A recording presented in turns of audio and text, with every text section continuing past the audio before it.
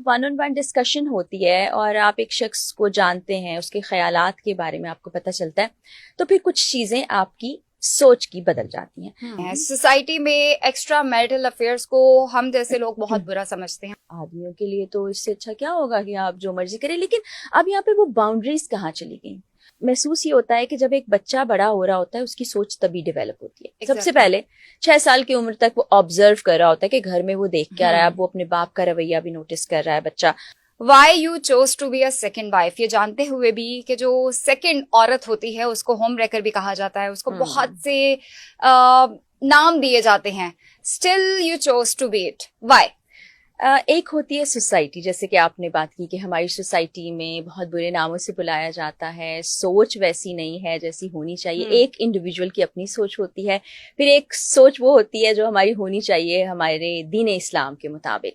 इसमें भी अभी हम आगे जाके डिस्कशन करेंगे। बिल्कुल, इसमें बहुत सी चीजें कंट्रीब्यूट करती हैं। जब पहली बार मुझ तक प्रपोजल पहुंचा तो मेरे भी तहफ्फुज़ात थे, जैसे आपने कहा कि कुछ सवालात ज़हन में आते हैं, कुछ चीजें, कुछ कंसर्न्स होते हैं। लेकिन फिर जब वन ऑन वन डिस्कशन होती है और आप एक शख्स को जानते हैं, उसके ख्यालात के बारे में आपको पता चलता है, तो फिर कुछ चीजें आपकी सोच की बदल जाती हैं। तो मुझे लगा कि कोई भी जो रिश्ता होता है उससे ऑनेस्टी पर बेस करना चाहिए, और मुझे लगा कि जो लाइफ पार्टनर मेरा होने जाए वो ऑनेस्ट हो। और इकरार में मुझे ये बहुत वाज़ेह तौर पर नजर आया।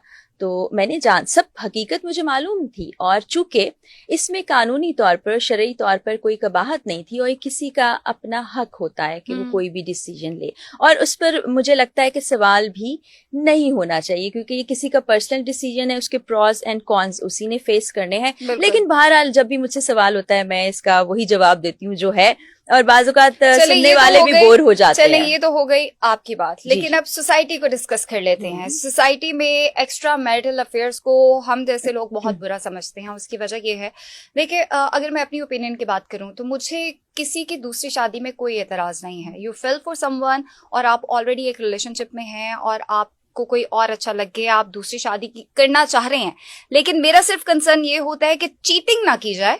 ठीक है, पहली वाली से डिस्कस करके या पहले वाले से डिस्कस करके उसको क्लोज किया जाए। एक के होते हुए दूसरी की तरफ जाके उसको टाई नॉट करना मेरी समझ में नहीं आते है, और मुझे अजीब लगता है। इस पर ना मैंने एक और पॉडकास्ट में बात की थी एक्स्ट्रा मैरिटल अफेयर्स के ऊपर, कि हमारी सोसाइटी में अब ये बहुत ज्यादा बढ़ गया है, और इसका ताल्लुक मैं आ रही हूं उस पे, हमारी इक़दार पर, बात हाँ, हमारी इक़दार पर, रिवायात पर, और हमारी सोच पर बहुत से सवालात भी उठाता है कि दिस इज नॉट अस, जो ये सब कुछ हो रहा है। अच्छा, उसमें बाज़ औक़ात शादीशुदा लोग भी होते हैं, बाज़ औक़ात गैर शादीशुदा भी होते हैं, बाज़ औक़ात जो अपने रिश्ते की तलाश में जा रहे होते हैं वो भी होते हैं। अब मामला ये है कि everybody is okay with that. Everybody से मुराद 100% लोग नहीं, लेकिन That's the thing now, why everybody is okay with this? अब ये उनकी सोच जानने के लिए हमें उनसे सवाल करना पड़ेगा। ख़वातीन भी ओके होती हैं कि ठीक है, मैं बेगमात की बात कर रही हूँ जिस पर बहुत बैकलैश पहले भी आ चुका है, वो ओके होती हैं। मेरी ऑब्जर्वेशन ये है काफी ज्यादा तादाद में कि ठीक है, आप कर रहे हैं, इट्स ओके, कर लें, हमारी सारी चीजें जो हैं वो पूरी होती हाँ, रहें। आप ऐसे लोगों को आप भी जानती होंगी, मैंने भी देख रखा है, ऑब्जर्वेशन है हमारी। तो ऐसा सोसाइटी में हो रहा है, और आदमियों के लिए तो इससे अच्छा क्या होगा कि आप जो मर्जी करें। लेकिन अब यहाँ पे वो बाउंड्रीज कहाँ चली गई जो आपको एक फैमिली सिस्टम सिखाता है, जो आपको शरीयत सिखाती है। हर तर्ज़े नजर से, हर तरीके से ये चीज ठीक नहीं है, तो मैं तो इसको कंडेम करूंगी, ना ही इसको अच्छा समझूंगी। लेकिन आप जो इस रास्ते पर चल पड़े हैं, क्या वो उस ट्रैक से वापस आएंगे?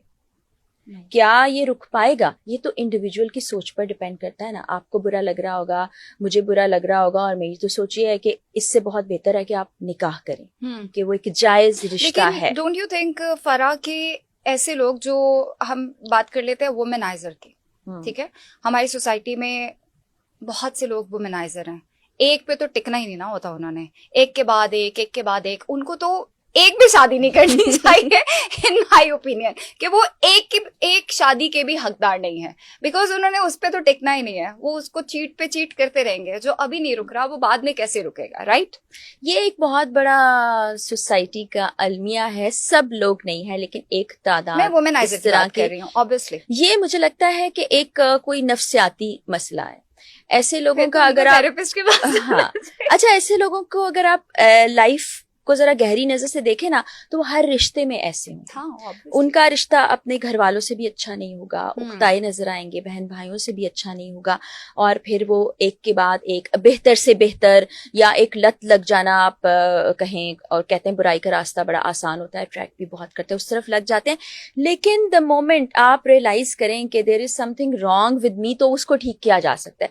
जब आप कहें कि जो मैं कर रहा हूँ वो बिल्कुल ठीक है, जायज है, फिर आप कभी ठीक नहीं हो सकते। तो हुदा, बहुत सी ऐसी चीजें हैं जिनके पीछे हमारे नफ्सियाती मसाइल छुपे हुए हैं। हम उसकी पर्दापोशी करने के लिए कई लोगों की जिंदगी खराब भी कर देते हैं। अब ऐसे बहुत से लोग होंगे सोसाइटी में, आए दिन हम स्टोरीज देखते हैं कि फला शख्स ने अपने आप को ये नुकसान पहुंचा लिया, फला खातून ने ऐसे कर लिया, कमिटमेंट की थी वो पूरी नहीं की। तो ये एक बहुत बड़ा हमारे माशरे का अलमिया बन चुका है।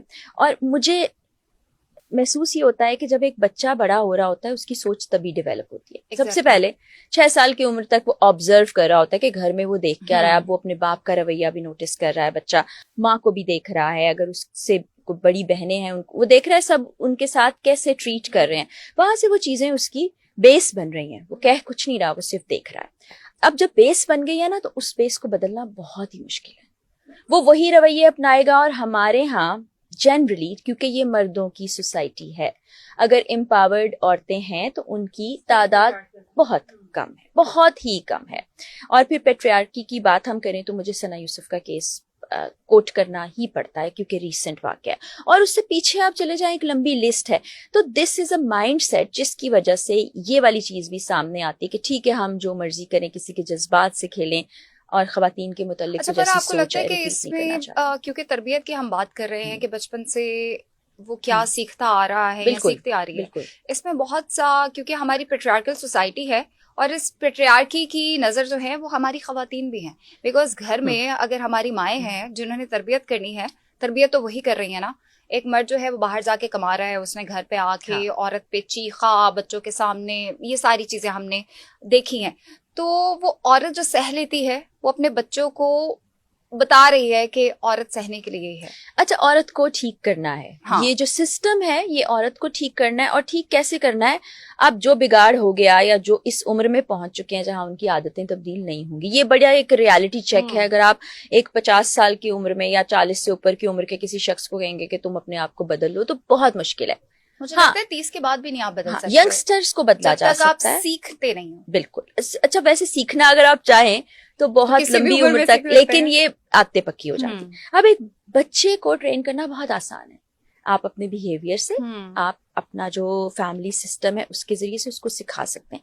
अब वहां पर अगर औरत तफरीक कर रही होगी अपनी बेटी और बेटे में, तो फिर माहौल नहीं तब्दील होगा, माशरा नहीं तब्दील होगा, चीजें नहीं बदलेंगी, यही सब नजर आएगा।